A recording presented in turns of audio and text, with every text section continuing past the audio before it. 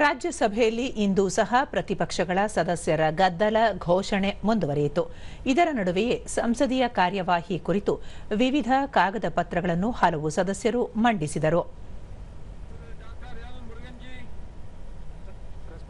Sir, with your kind permission, on behalf of my colleague Sri Jayant Chaudhary, I rise to lay on the table of the House the papers mentioned at serial number 1 class A of today's list of business pertaining to the Ministry of Education. Thank you.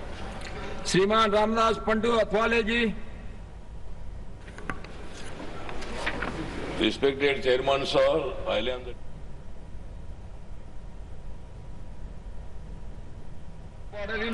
ಬಳಿಕ ಸಭಾಪೀಠದ ಅನುಮತಿ ಮೇರೆಗೆ ಪ್ರಸ್ತಾಪಿಸುವ ವಿಷಯದ ಮೇಲಿನ ಚರ್ಚೆಯ ವೇಳೆ ಪ್ರತಿಪಕ್ಷಗಳ ಸದಸ್ಯರ ಗದ್ದಲ ಹೆಚ್ಚಾಯಿತು.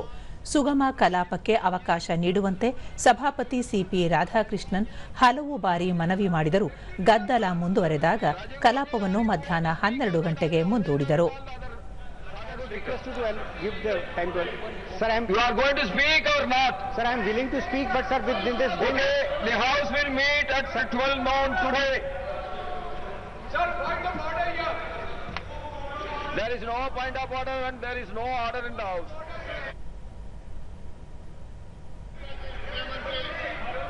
ಬಳಿಕ ಸದನ ಸೇರಿದಾಗ ಸಂಸದೆ ಸುಧಾಮೂರ್ತಿ ರಾಷ್ಟ್ರೀಯ ಹೆದ್ದಾರಿಗಳು ಉನ್ನತ ದರ್ಜೆಯಲ್ಲಿ ನಿರ್ಮಾಣಗೊಂಡಿದ್ದರೂ ಅಪಘಾತಗಳು ಹೆಚ್ಚುತ್ತಿರುವುದು ಆತಂಕಕಾರಿ ಎಂದರು. ವಾಹನ ಚಾಲಕರು ನಿಯಮ ಪಾಲನೆ ಮಾಡದಿರುವುದು ಅಪಘಾತಗಳಿಗೆ ಕಾರಣವಾಗುತ್ತಿದೆ.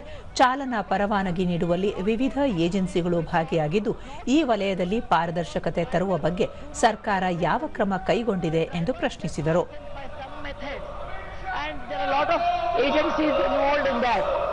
Do you have any procedure or any new scheme so that there should be a transparency and actual driving license should be given to the actual method of giving license to the drivers so that we can reduce the accidents on the national highway? Thank you, sir. ಇದಕ್ಕೆ ಉತ್ತರಿಸಿದ ಕೇಂದ್ರ ಸಾರಿಗೆ ಮತ್ತು ಹೆದ್ದಾರಿ ಖಾತೆ ಸಚಿವ ನಿತಿನ್ ಗಡ್ಕರಿ, ದೇಶದಲ್ಲಿ ವಾರ್ಷಿಕ ಸುಮಾರು 1.5 ಲಕ್ಷ ಜನರು ರಸ್ತೆ ಅಪಘಾತದಲ್ಲಿ ಸಾವಿಗೀಡಾಗುತ್ತಿರುವುದು ಅತ್ಯಂತ ನೋವಿನ ಸಂಗತಿ. ಈ ಸಂಖ್ಯೆ ಜಗತ್ತಿನಲ್ಲೇ ಅತಿ ಹೆಚ್ಚಾಗಿದ್ದು ಅಪಘಾತ ತಡೆಯಲು ಸರ್ಕಾರ ಹಲವು ಪರಿಣಾಮಕಾರಿ ಕ್ರಮ ಕೈಗೊಂಡಿದೆ ಎಂದರು. ದೇಶದಲ್ಲಿ ಸುಮಾರು 22 ಲಕ್ಷ ಚಾಲಕರ ಕೊರತೆ ಇದ್ದು ವೈಜ್ಞಾನಿಕ ಚಾಲನಾ ತರಬೇತಿ ಕೇಂದ್ರಗಳನ್ನು ದೇಶಾದ್ಯಂತ ಆರಂಭಿಸಲಾಗುತ್ತಿದೆ.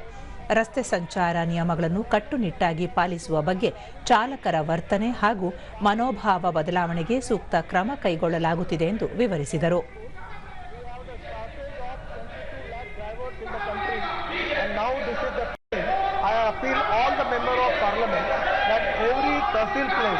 We are now giving driving training school, and that scientific training of the driver is very important regarding the lane discipline, regarding the rules of the road, and that we can save the accident and life of the people.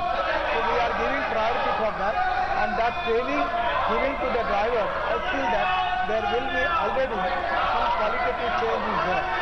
Your valuable suggestion is very related with the subject. All welcome. We will consider. ಬಳಿಕ ವಿಪಕ್ಷಗಳ ಸದಸ್ಯರ ಗದ್ದಲ ಹೆಚ್ಚಾದಾಗ ಸಭಾಪತಿ CP Radhakrishnan ಕಲಾಪವನ್ನು ಮಧ್ಯಾಹ್ನ 2 ಗಂಟೆಗೆ ಮುಂದೂಡಿದರು. The House will meet again at 2 p.m. today.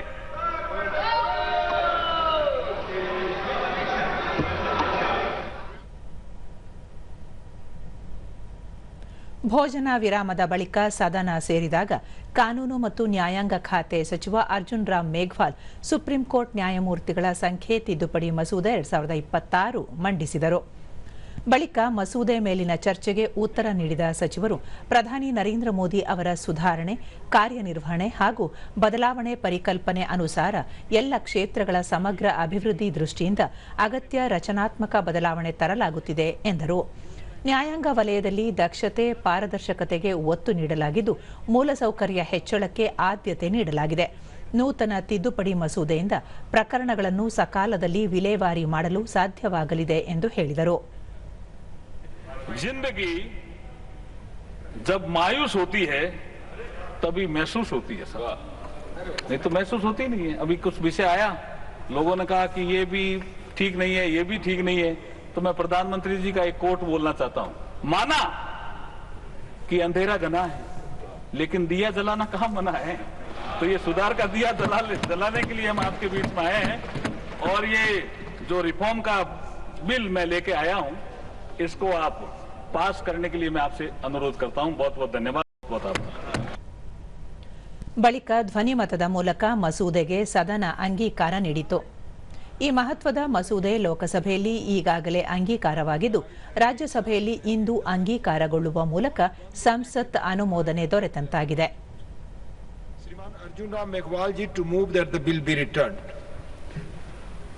Honorable Deputy Chairman, sir, with your permission, I move the motion that the bill as passed by Lok Sabha be returned. Motion moved that the bill be returned. The question is that the bill be returned. Those in favor will please say aye. Those against will please say no. I think the ayes have it, the ayes have it, the ayes have it. The bill is returned. ನಂತರ ಉಪಸಭಾಪತಿ ಹರಿವಂಶ್ ಕಲಾಪವನ್ನು ನಾಳೆಗೆ ಮುಂದೂಡಿದರು. 2026.